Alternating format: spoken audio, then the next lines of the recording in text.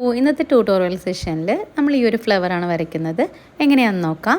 അതിനാദ്യം തന്നെ നമുക്ക് ഒരു ഡ്രോപ്പ് ഷേപ്പ് വരയ്ക്കാം. ഡ്രോപ്പ് ഷേപ്പ് വരച്ചതിന് ശേഷം ഡ്രോപ്പ് ഷേപ്പിന് ഔട്ട്ലൈൻ കൊടുക്കുന്നത് പോലെ കൊടുത്ത് മുകളിൽ നിന്ന് ടേൺ ചെയ്ത് താഴേക്ക് ജോയിൻ ചെയ്തെടുക്കാം. ഇതുപോലെ തന്നെ നമുക്ക് രണ്ട് സൈഡിലും കുറച്ച് കേർവി ആയിട്ടുള്ള ഡ്രോപ്പ് ഷേപ്പുകൾ ചെയ്തെടുക്കാം. പിന്നീട് ഇതിന് താഴെയായി നമുക്ക് രണ്ട് ഡ്രോപ്പ് ഷേപ്പുകളൂടെ കൊടുത്തതിന് ശേഷം ഔട്ട്ലൈൻ കൊടുക്കാം.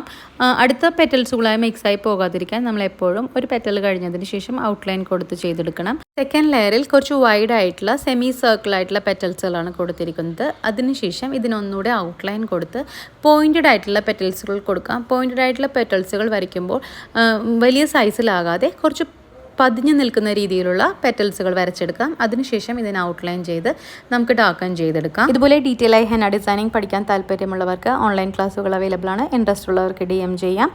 ഈ പെറ്റൽസുകൾ ഡാർക്കൻ ചെയ്യുമ്പോൾ ഒരേ പ്രഷറിൽ തന്നെ ഡാർക്കൻ ചെയ്യാം, പ്രത്യേകം ശ്രദ്ധിക്കുക. അതുപോലെ ഷേപ്പ് മെയിൻറ്റെയിൻ ചെയ്തുകൊണ്ട് തന്നെ ഡാർക്കൻ ചെയ്തെടുക്കാം. വീഡിയോ നിങ്ങൾക്ക് എല്ലാവർക്കും യൂസ്ഫുൾ ആയെന്ന് കരുതുന്നു. ഈ ഫ്ലേവർ എല്ലാവരും ഒന്ന് ട്രൈ ചെയ്ത് നോക്കുക. വളരെ എളുപ്പത്തിൽ തന്നെ വരച്ചെടുക്കാൻ പറ്റുന്ന ഒരു സിമ്പിൾ ആയിട്ടുള്ളൊരു ഫ്ലേവറാണിത്. പിന്നെ നമുക്ക് ഇതിൻ്റെ സെൻറ്റർ പോയിന്റിൽ ഇത് ഓപ്പൺ ആയിട്ട് വേണമെങ്കിൽ വെക്കാം, അല്ലെങ്കിൽ ഇതിൻ്റെ ഇൻസൈഡിൽ നമുക്കൊരു സ്മോൾ ഫില്ലിങ്ങും കൂടി കൊടുക്കാം. നിങ്ങൾക്ക് ഇതിൽ ഏതാണ് ഇഷ്ടപ്പെട്ടത് നിങ്ങളൊന്ന് കമൻറ്റ് ചെയ്യുക. അതായത് ഗ്യാപ്പ് ഇല്ലാതെ വെച്ചതാണോ അല്ലെങ്കിൽ ഗ്യാപ്പായിട്ട് ഫ്രീ ആയിട്ട് വെക്കുന്നതാണോ എന്ന് കമൻറ്റ് ചെയ്യാം.